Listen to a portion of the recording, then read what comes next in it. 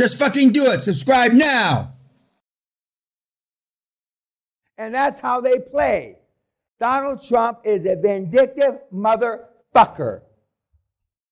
His little vengeance book went from this big to this big. He's going to go around fucking people for practice. And rightly or wrongly, if he becomes president again, God almighty, we wouldn't be having this problem in the Ukraine if Donald was president. Biden goes to lick the ass of King Saud to increase oil production 2 million barrels. Saudis do just the opposite. They decrease it 2 million barrels a day. As if to say, fuck you. Saudi has now cut a deal with Iran. They're arch enemies. Fuck you. Who are they saying fuck you? To the UK and the US. This is our state of affairs now. You have no idea how fucked we are. I want them to bomb New Jersey or something, just to show that we're not going to war.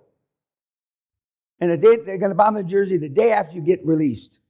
You know? See, you don't understand. It makes me cry. How fucked. And if the U.S. is the strongest, and we're fucked, well, what about everybody else? So let's make money while the sun shines, kids. You know? And eventually, artificial intelligence is taking us all over. And, you know, I don't know if artificial intelligence will be able to procreate. Maybe they will. But we're just fucked. We're done. We're through. But it's going to be 100, 200 years because nobody is going to make the decision to drop, let's say that they all hide out in Chicago, all the AI, artificial intelligence. Nobody's going to drop a nuke on Chicago. We're going to go through 5, 6, 8, 15 presidents before that happens. You don't have to worry about global fucking warming. That's a joke. But why not have some fun? And fun to me is doing deals, making money. But I tell you the whole thing. I'm up front with you. And maybe I'll come up with a platinum program or some kind of fucking silver upsell fucking shit or, you know. But I actually felt bad for the Chinese sovereign fund. When I was growing up between 3 and 8, 9, the saying was, clean your plate, all the food, because the people in China are starving. Mao Zedong was killing people by the hundreds of millions. So we saved China, now look at where we are. No good deed goes unpunished, except for the Dutch. The Dutch have gotten away from stealing for centuries. They're going to get their upcomings. They are. They're going to go down in flames. The day of reckoning is coming. They started with tulip bulbs in 1535 to 1537. They should have gone down the pan then, but they didn't. And there is no Yamamoto, whatever it is, the Jap guy in a cave, the inventor of Bitcoin. I know who initiated Bitcoin. I personally, as an individual, know. And it ain't no fucking 3-foot Jap in a cave.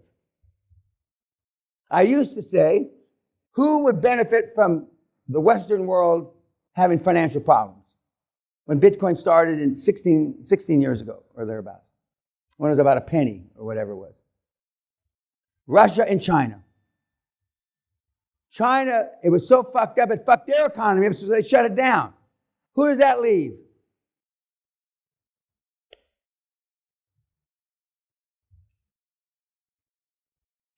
And I know 3/4 of the oligarchs. I trained a bunch of them. And they're just as stupid as you. The only difference between the fucking oligarchs I trained in the early 90s and you, they took action and they were not afraid of the consequences.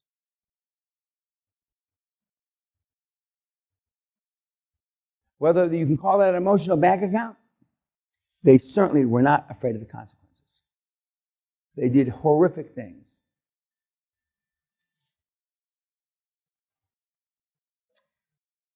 Any questions?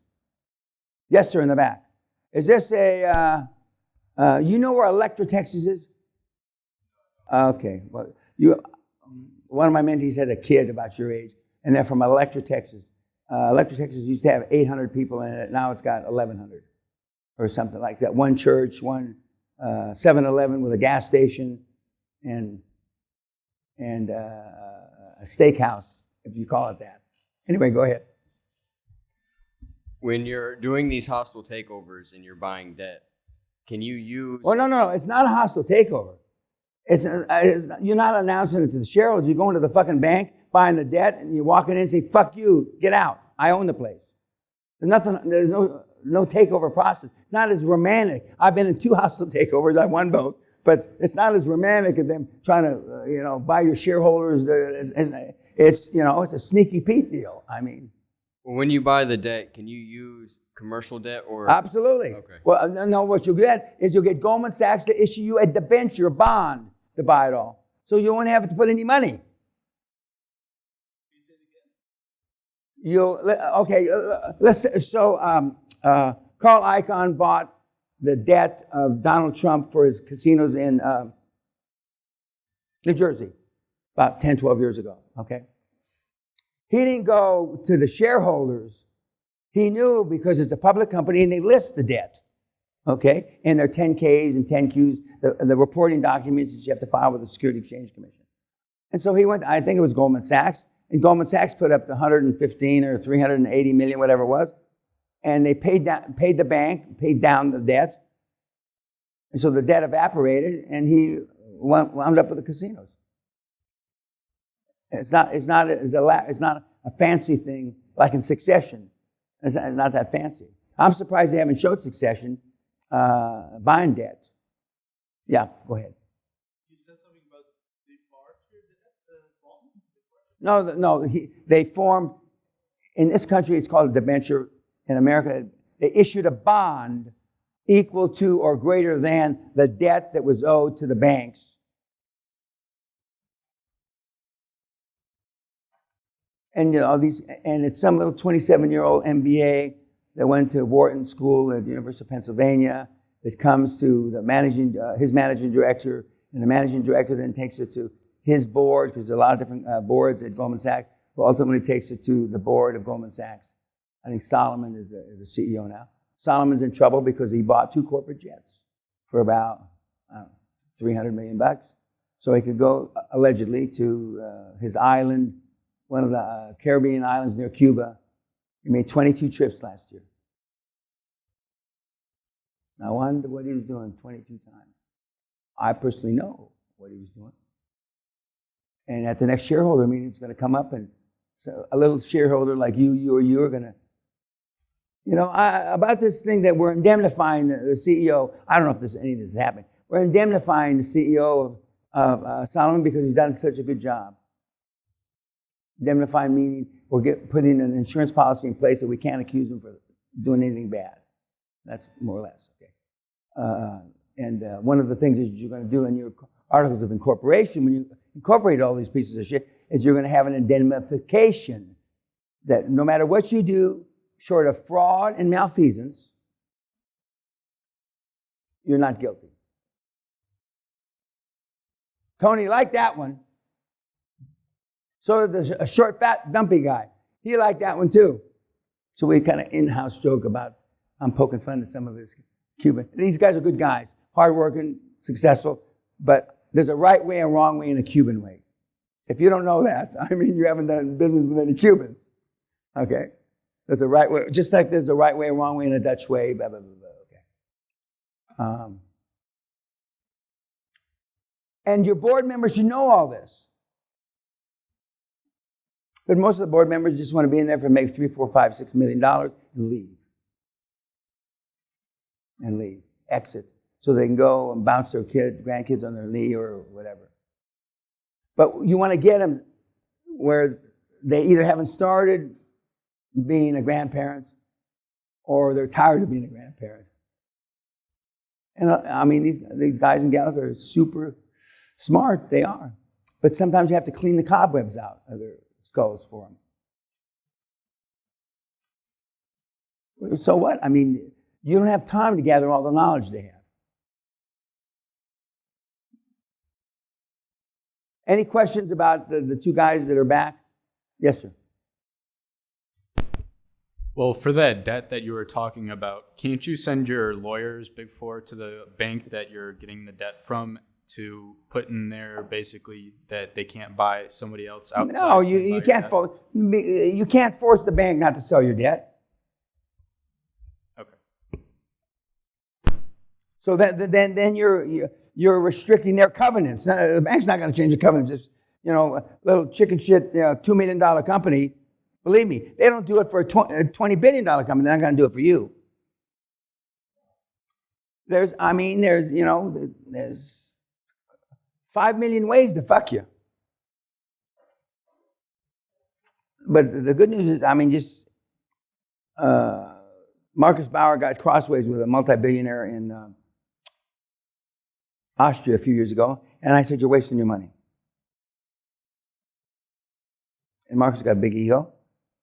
But anyway, and he wound up acquiescing because the billionaire wants this done, and you want this done, and what you want done is never going to happen. Never in a life. Yours plus 100 lifetimes. One of the most influential developers in Europe. He wants it this way. It's going to be that way. They will change the motherfucking law retrospectively. That was, going backwards.